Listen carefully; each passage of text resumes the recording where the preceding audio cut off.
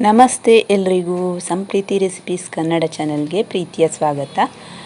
ಇವತ್ತಿನ ವಿಡಿಯೋದಲ್ಲಿ ಟೈಟಲ್ ನೋಡಿ ನಿಮಗೆ ಗೊತ್ತಾಗಿರ್ಬೋದು, ಬಾವಲಿಗಳು ಮನೆಯೊಳಗೆ ಬಂದರೆ ಶುಭನ ಅಶುಭನ ಅಂತ ನೋಡ್ಕೊಂಡು ಬರುವ. ಫಸ್ಟ್ ಟೈಮ್ ನನ್ನ ಚಾನಲನ್ನು ನೋಡ್ತಾ ಇರೋರು ದಯವಿಟ್ಟು ಸಬ್ಸ್ಕ್ರೈಬ್ ಮಾಡ್ಕೊಳ್ಳಿ. ಸಾಮಾನ್ಯವಾಗಿ ಮನೆಯ ಪಕ್ಕದಲ್ಲಿ ಅನೇಕ ಪ್ರಾಣಿ ಪಕ್ಷಿಗಳು ಬರ್ತದೆ. ಅವುಗಳ ಕಲರವ ಮನಸ್ಸಿಗೆ ತುಂಬ ಮುದವನ್ನು ನೀಡ್ತದೆ. ಆದರೆ ಬಾವಲಿಗಳು ಮನೆಯೊಳಗೆ ಬಂದರೆ ಏನಾಗ್ತದೆ, ಶುಭನ ಅಶುಭನ, ಒಳ್ಳೆಯದಾಗ್ತದ ಕೆಟ್ಟದಾಗ್ತದ ಅಂತ ನೋಡ್ಕೊಂಡು ಬರುವ.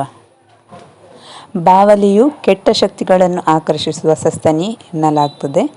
ಹಾಗಾಗಿ ಇದು ಮನೆಗೆ ಬಂದರೆ ಜನರು ತುಂಬ ಭಯಪಡ್ತಾರೆ.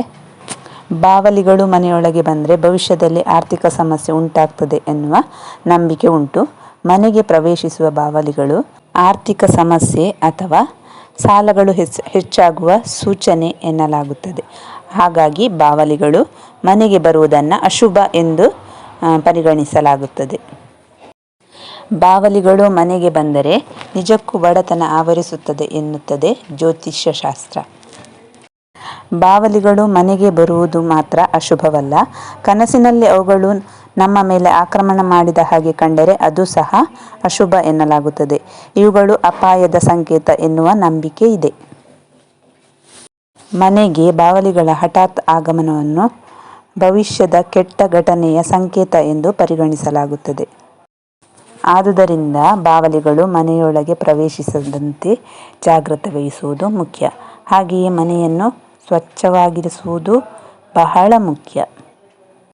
ಬಾವಲಿಗಳು ಮನೆಯೊಳಗೆ ಬಂದರೆ ಭಯಪಡುವ ಅಗತ್ಯ ಇಲ್ಲ. ಮನುಷ್ಯನಾಗಿ ಹುಟ್ಟಿದ ಮೇಲೆ ಕಷ್ಟ ನಷ್ಟ ಎಲ್ಲ ಇದ್ದಿದ್ದೆ. ಇದನ್ನು ಎದುರಿಸಲಿಕ್ಕೆ ನಮಗೆ ಆತ್ಮಸ್ಥೈರ್ಯ ಬೇಕು, ಹಾಗೆ ದೈವ ಬಲನೂ ಬೇಕು. ಇದಕ್ಕೊಂದು ಸಿಂಪಲ್ ಪರಿಹಾರ ಇದೆ, ಇದನ್ನು ಮಾಡಿ. ಹಾಗಾದರೆ ಆ ಪರಿಹಾರ ಏನು ಅಂತ ನೋಡ್ಕೊಂಡು ಬರುವ. ನಾವು ಒಂದು ಲೋಟದಲ್ಲಿ ಗಂಗಾಜಲ ಅಥವಾ ನಾವು ಯೂಸ್ ಮಾಡುವ ಶುದ್ಧವಾದ ನೀರನ್ನು ತಗೊಳ್ಬೇಕು. ಅದಕ್ಕೆ ಚಿಟಿಕೆ ಅರಶಿನ ಹಾಕಿಕೊಳ್ಬೇಕು. ಹಾಗೆ ಒಂದೆರಡು ತುಳಸಿ ಎಳೆಯನ್ನು ಹಾಕಿಕೊಳ್ಬೇಕು.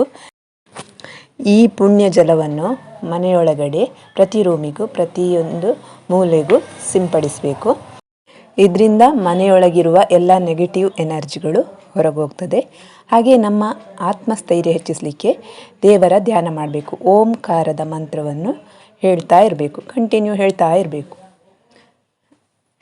ನಿಮಗೆ ಈ ವಿಡಿಯೋ ಇಷ್ಟ ಆದರೆ ಒಂದು ಲೈಕ್ ಕೊಡೋದನ್ನು ಮರಿಬೇಡಿ. ಥ್ಯಾಂಕ್ ಯು, ಸಪೋರ್ಟ್ ಮಾಡಿ.